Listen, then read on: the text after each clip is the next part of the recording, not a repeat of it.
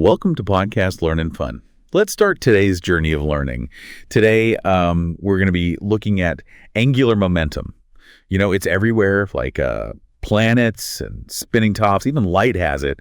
But when we go down to the quantum level, things get kind of weird. Yeah, that's right. When you look at the quantum realm, all those smooth spins that we think about every day, it's like they go right out the window. All of a sudden, that spinning top can only spin at very specific speeds. Whoa, okay, so it's not like a smooth spin, but more like it's jumping between steps on a staircase. My mind is kind of blown right now. How can we even describe something like that? Well, we got to change our thinking. We can't use the simple vectors that we see in classical physics. Now we have to think about operators and wave functions. So forget knowing exactly where a particle is and how fast it's going. Now we have to look at probabilities, like these wave functions that describe the chance of finding a particle in a particular place. Okay, so it's kind of like instead of having like a very precise roadmap, we have more of a hazy cloud of possibilities. That's definitely a different way to look at things. Absolutely. And that's where things get even weirder. Imagine you're trying to measure how fast our quantum top is spinning, up and down. But when you try to measure that, it messes with how fast it's spinning side to side. So it's like those two things are linked in a way that we just don't see in our everyday lives. So it's like the universe is playing hide and seek with us. We can never know every detail about a particle. That's a great way to think about it. It's because of that Heisenberg uncertainty principle, which is super important in quantum mechanics. It's not like we're just limited in how we measure things, that uncertainty is actually a part of reality at that level. So it's not like we're doing something wrong. It's that the uncertainty is just baked into the quantum world. That's pretty profound. But so where does angular momentum fit into all this? Well, this is what's really interesting. Because of that uncertainty, the angular momentum can only exist in these packets. They can only have certain values, kind of like those steps on a staircase. Oh, so the spin can't be continuous. It's like jumping between these energy levels? Exactly. And we use these numbers, these quantum numbers, like L, that's for the total angular momentum, and M to tell us about its direction. These numbers can only be whole numbers or half numbers, no weird fractions or anything. I'm starting to understand why quantum physics has a reputation for being so difficult. It's changing everything I thought I knew about the world. This is just the beginning. And this whole quantized angular momentum thing, it's not just some theoretical curiosity. It affects how the whole universe is structured. It determines how electrons are arranged around an atom, and that affects everything from chemical bonds to the colors we see. Hold on, so you're saying that these tiny quantum rules actually shape the whole world around us? That's kind of wild. Can you tell me more about how this all works? Yeah, absolutely. To really understand that, we need to look at spherical harmonics. This is where things get visually beautiful and even more mind-blowing. Okay, spherical harmonics.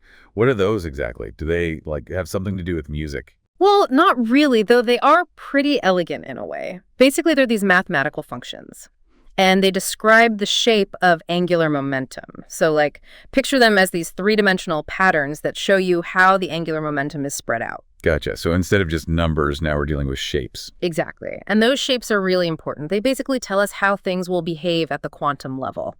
For example, spherical harmonics are what determine how electrons are arranged around an atom's nucleus. Wait, so the shape of these things actually affects the structure of atoms. That's pretty cool. It is, right. So the shape tells us which regions around the atom are more likely to have electrons and which ones are less likely. These patterns then go on to influence the types of chemical bonds atoms can form, how molecules interact, even the colors we see when light interacts with matter. Wow, that's crazy. So we're talking about the fundamental building blocks of chemistry and light here. And it all comes back to these quantum rules and their shapes. Mm-hmm. It really does. But we've only been talking about single particles.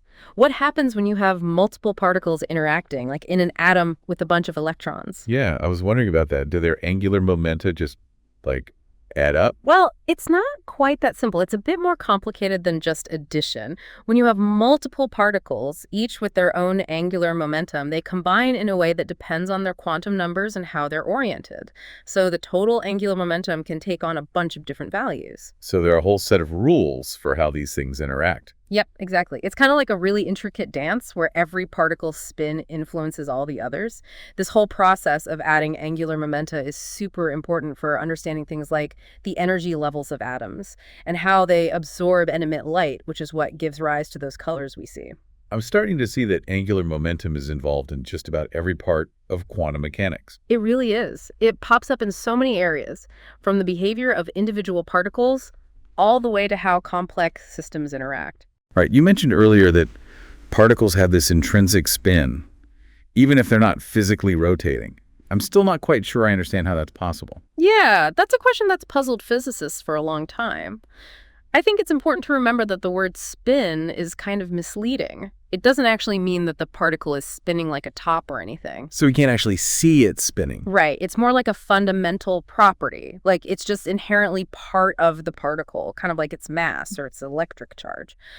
So we can't really picture it in the same way we visualize a spinning ball, but it does have very real consequences. So it's more like an intrinsic property that gives it angular momentum. Exactly. Think of it as like a built-in characteristic. And you said this spin is super important for how matter behaves, like why atoms don't just collapse. Right. So that's where the Pauli exclusion principle comes in.